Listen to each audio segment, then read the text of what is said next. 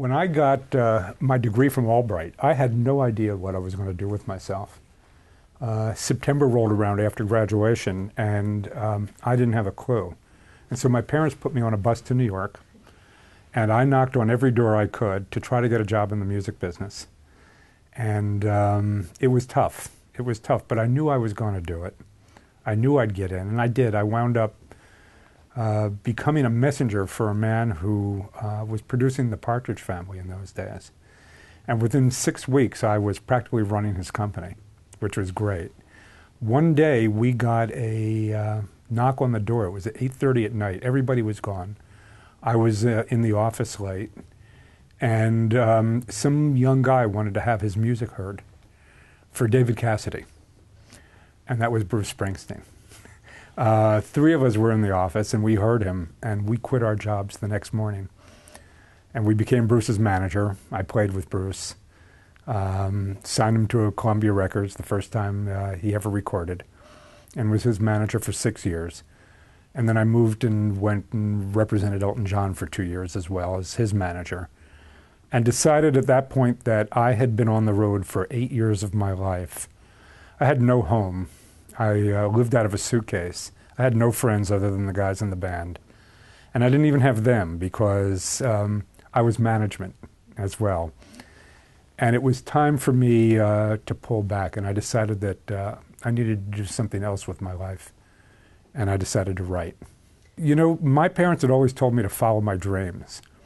When I left school here and had the temerity to say I was going to get involved in the music business, my parents said, fine, follow your dreams. And when I told them that I was leaving the music business, and I had no idea what I wanted to do, but I always thought that, boy, wouldn't it be lovely to just be a writer?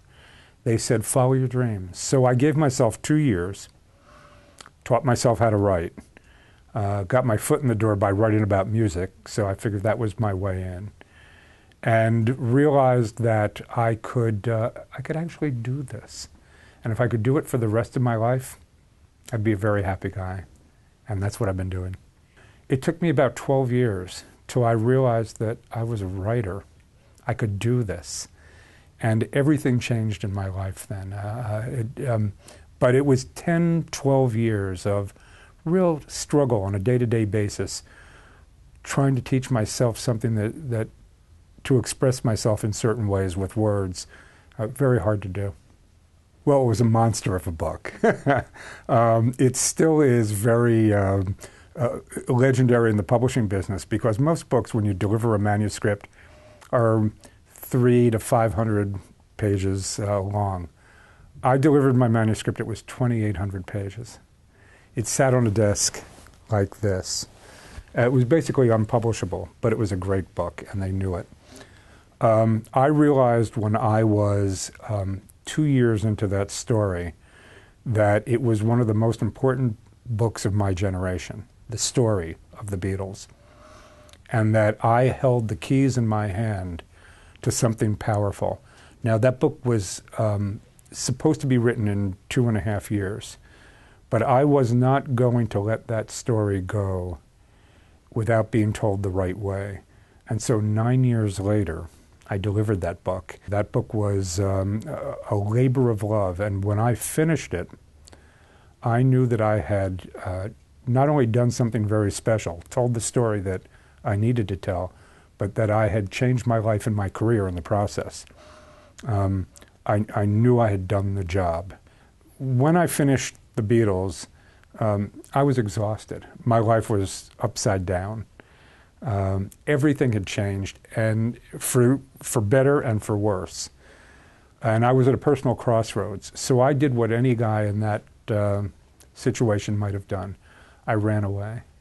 In fact, I ran away to Europe for 6 months to learn how to cook. I went to 16 of the best cooking schools in France and Italy, and then wrote a book about it called The Saucier's Apprentice. It was a memoir of not just my days learning how to cook and the people that I met and the personalities in Europe, but what happens to a man at midlife when everything is changing. So that book is one of my favorites, meant the most to me. After that, my agent said to me, what are you going to do now? You've written about the Beatles. You know, you've had one of the best rock groups ever under your thumb. What do you want to do? And I knew in 2 seconds I was going to write about Julia Child. I had met Julia Child in 1992 and traveled with her in Europe. I spent a month with her, a month and a half with her in Sicily, doing nothing but eating and talking, and realized that I was with one of the most remarkable individuals I had ever met. And I've met a few good ones.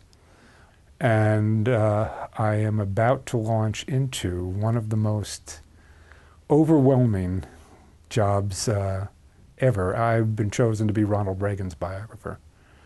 Actually, I chose them.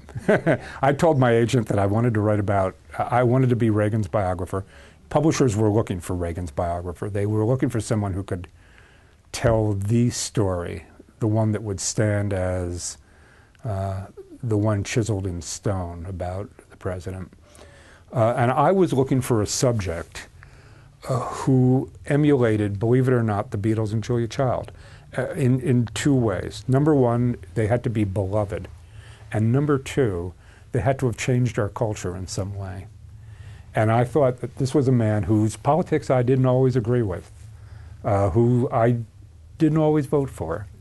But I thought his story was one of the most remarkable American stories. It told the history of America over 75 or 80 years. I said to my agent, I'm the guy to tell the Reagan story, and he said two words that almost derailed it. He said, "You're kidding." But I was serious about it, and I wrote a proposal, and we sent it to publishing houses, and all the publishing houses decided that I was the guy to do it, that I had the right frame of mind. I knew where the story I wanted to tell, and I am now looking at 5 years of really daunting work. More than anything, I want the seniors at Albright to know that they should follow their dreams. The same thing that my parents told me. Follow your dream doesn't always mean the straight and narrow path. In fact, my life has been anything but a straight and narrow path. It's gone like this. I mean, it's zigzagged all over the place. And I'm happy it has, because every time I've made another zig or another zag, life has taken me into really strange and fascinating places. Every day since I've left the school has been an adventure. It really has. I wake up every morning thinking, the phone's going to ring today a few times, and fascinating people are going to be on that phone, and different offers are going to come my way. And where is life going to take me today? And I wake up every day really feeling the same way.